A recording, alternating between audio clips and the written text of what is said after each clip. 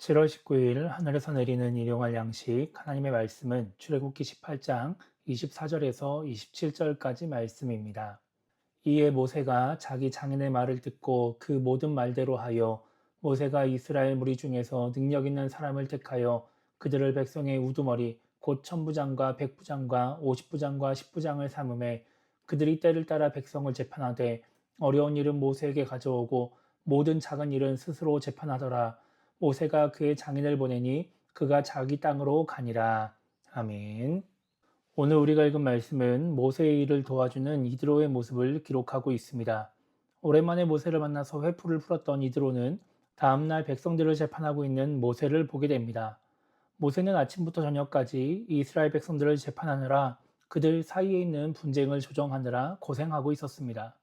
장정만 60만이 넘는 최소 150만은 넘을 그 이스라엘 백성들 중에서 하나님의 뜻을 알려주고 분쟁을 조정해 줄 사람이 모세 한 명밖에 없었기 때문입니다.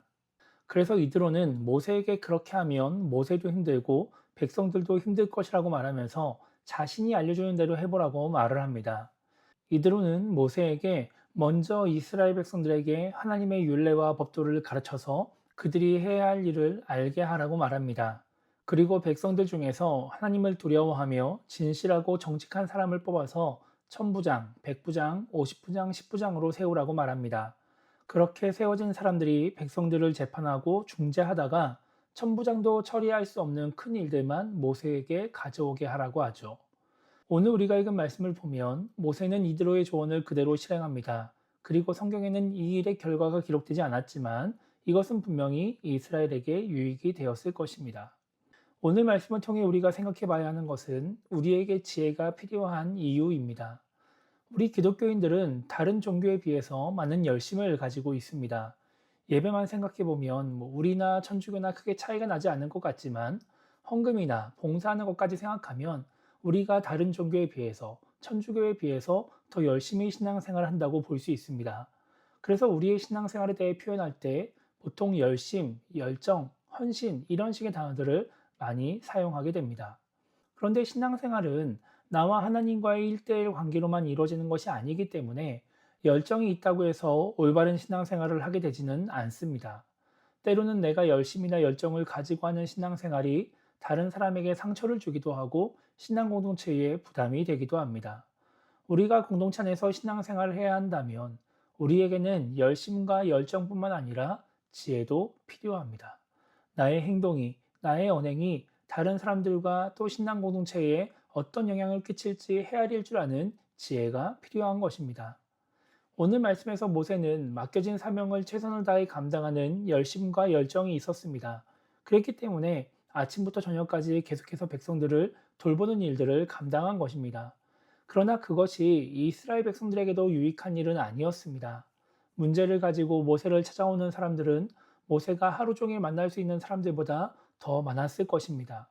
그렇게 모세를 찾아오는 사람들이 그날의 문제를 해결하지 못하면 점점 더 많은 사람들이 기다리게 되고 또 기다리는 시간이 길어지면서 모세나 백성들이나 서로 힘든 상황들이 이어져 갔을 것입니다.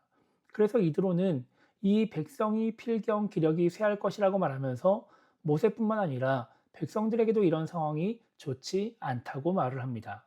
지금은 하나님이 직접 말씀하시며 이끌어가던 모세 시대보다 더 지혜가 필요한 시대입니다.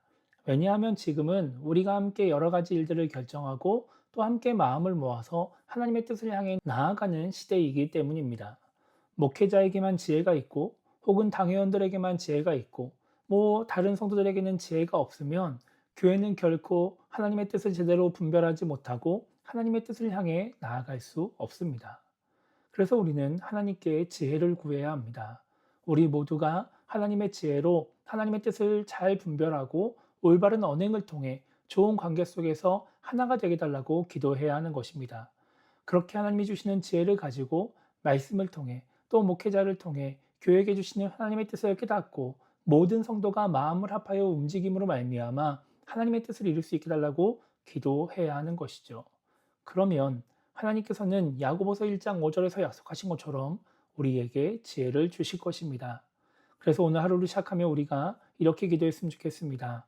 하나님을 향한 열심, 열정을 가지고 헌신할 뿐만 아니라 지혜를 가진 신앙인이 되게 달라고 지혜를 구하며 기도했으면 좋겠고요. 하나님이 주신 지혜로 올바른 언행을 통해 성도들이 좋은 관계를 맺으며 하나가 될 수 있게 달라고 기도하면 좋겠습니다. 그리고 하나님이 주신 지혜를 통해 하나님의 뜻을 잘 분별하고 깨달아서 모든 성도가 마음을 합하여 하나님의 뜻을 향해 나아가는 교회가 될 수 있게 달라고 기도하며 오늘 하루를 시작했으면 좋겠습니다.